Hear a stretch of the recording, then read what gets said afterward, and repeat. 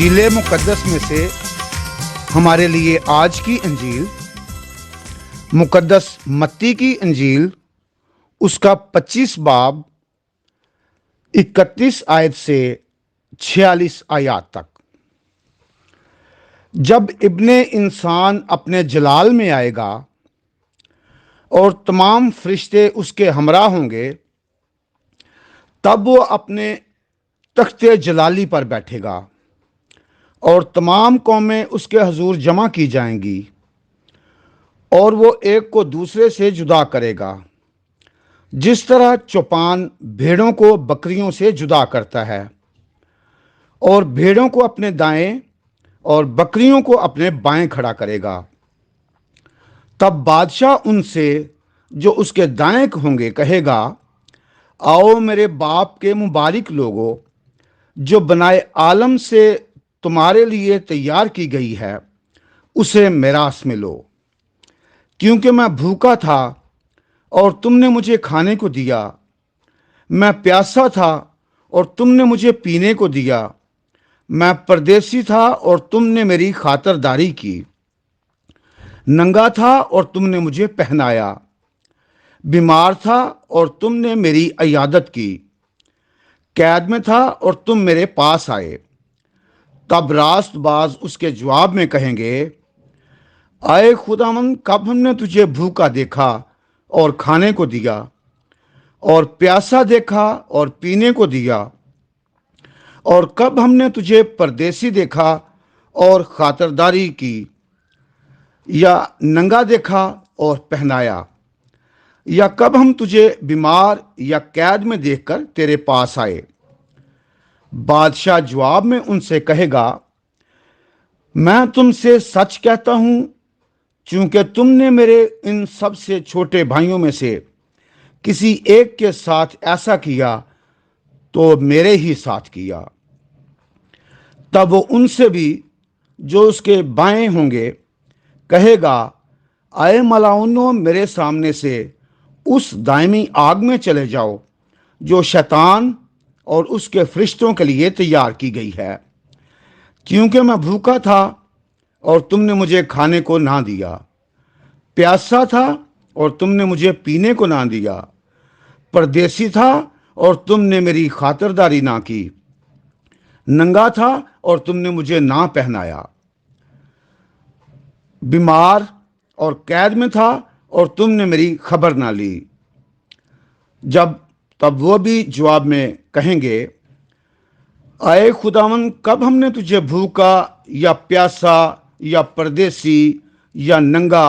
یا بیمار یا قیدی دیکھا اور تیری خدمت نہ کی؟ تب وہ ان کے جواب میں کہے گا، میں تم سے سچ کہتا ہوں کہ چونکہ تم نے ان چھوٹوں میں سے کسی ایک کے ساتھ نہ کیا تو میرے ساتھ بھی نہ کیا۔ اور وہ ہمیشہ کے لیے عذاب میں جائیں گے، مگر راست باز ہمیشہ کی زندگی میں۔ انجیل مقدس کے وسیلے سے ہماری سب خطائیں معاف کی جائیں۔ آئے مسیح، تیری ستائش ہو۔ آج بروز سوموار، روزوں کے پہلے ہفتہ اور 19 فروری۔ آج کی پہلی تلاوت میں بتایا گیا ہے کہ کس طرح خدا موسیٰ کو احکام دیتا ہے کہ اپنے جماعت سے بات کر اور انہیں یہ احکامات بتا کہ وہ خداوند اپنے خدا کو مانیں گے، وہی ہمارا خدا ہے، اس لیے آپ پاک ہو، مقدس ہو، اور کسی کو فراڈ نہ کرو، کسی کا مال چھینو نہ، کسی کا مال چوری نہ کرو، اور خام خواہ میں خدا کی قسمیں نہ کھایا کرو جھوٹی، اور کیونکہ میں تمہارا خدا ہوں، اس لیے تم اپنے پڑوسی کو تنگ نہ کرو، اور جو مزدور ہے اس کی مزدوری نہ رکھو، اور جو بول نہیں سکتا ہے، گونگا ہے، اس کو قرض نہ کرو، اور کسی طرح کے بھی نا انصافی نہ کرو، اور خدا ہے اس کا خوف کھاؤ۔ یعنی خوف کھانے سے مراد یہ ہے کہ جو بدی ہم کرتے ہیں وہ خدا خود سے خوش نہیں ہوتا. اور اسی طرح سے وہ سارے احکامات موسیٰ کو دیے گئے کہ جن سے جماعت میں امن، امان، پیار اور محبت ہو، جہاں پر انصاف ہو. آج کی انجیل مقدس میں خداوند یسوع مسیح بڑے خوبصورت طریقے سے آخری وقت کا، یعنی وہ روز محشر، جب خداوند اپنے جلال میں ہوگا اور وہ آدمیوں کو دوسروں سے جدا کرے گا، اسی طرح جس طرح سے کہ ایک چرواہا جو ہے وہ بھیڑوں اور بکریوں کو الگ کرتا ہے، اور پھر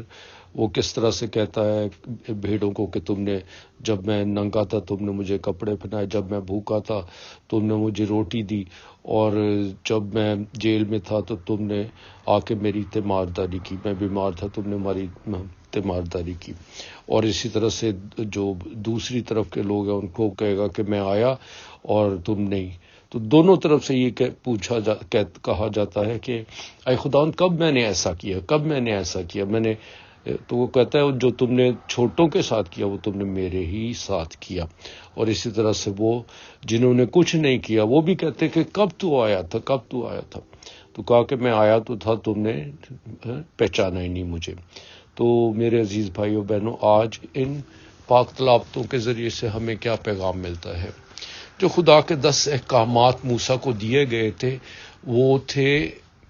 کہ معاشرے میں جو ناانصافیاں ہوتی ہیں ان ناانصافیوں کو ختم کیا جائے، اور جماعت اور فرد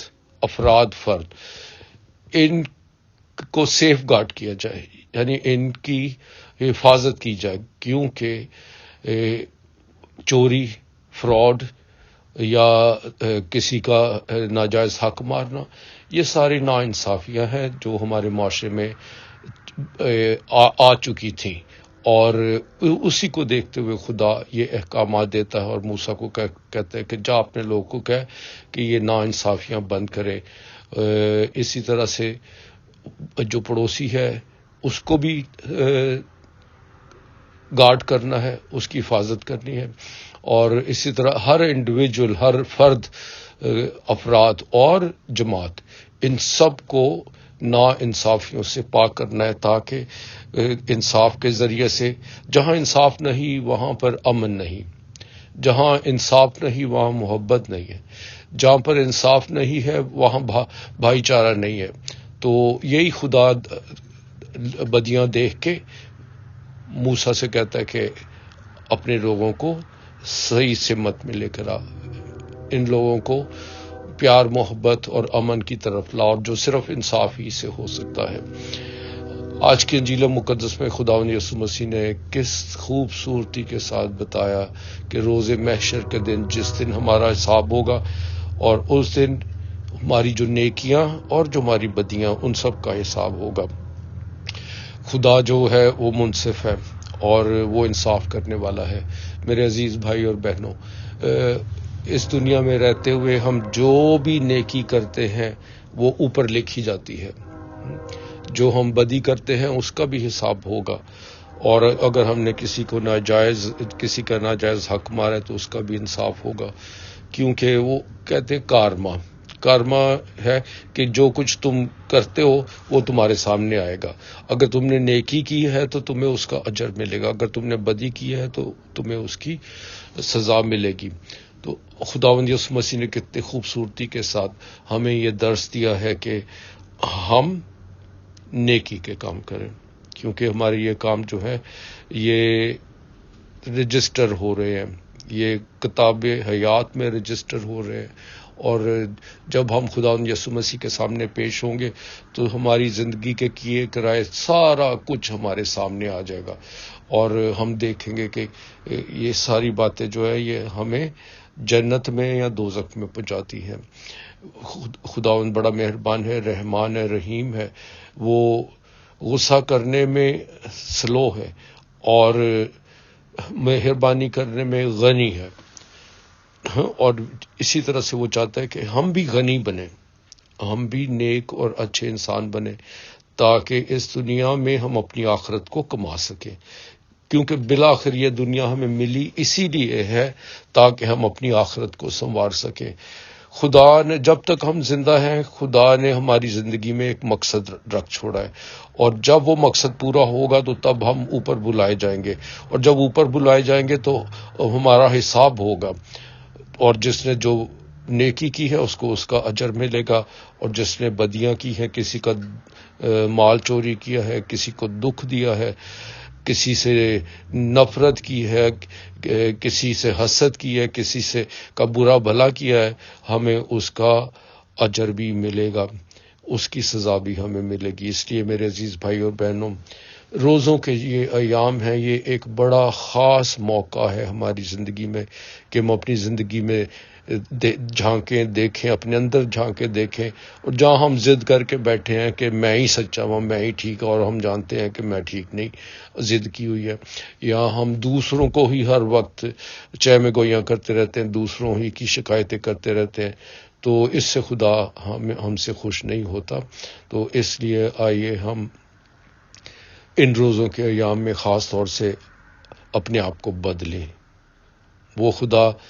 جس نے ہماری محبت کی خاطر وہ انسان بھی بنا، اور پھر اس نے انسانوں کو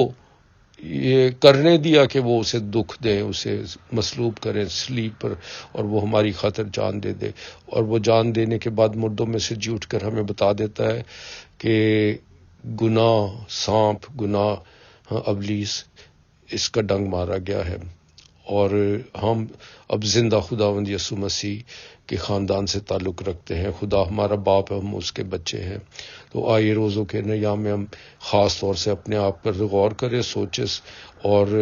تبدیلی لے کر آئیں۔ میتا نویا یعنی دل اور روح کی تبدیلی، ایک کامل مکمل تبدیلی۔ خداوند یہ روزے آپ کے لیے اور میرے لیے بڑے بابرکت بنائے، اور ہم یہ جو ہمیں موقع ملا ہے روزوں کا، اس میں ہم اپنے آپ پر غور کریں، اور جہاں ہمیں ضرورت ہے اپنے آپ کو تبدیل کریں۔ خداوند آپ کو اور مجھے ایسا ہی کرنے کی توفیق عطا فرمائے، آمین۔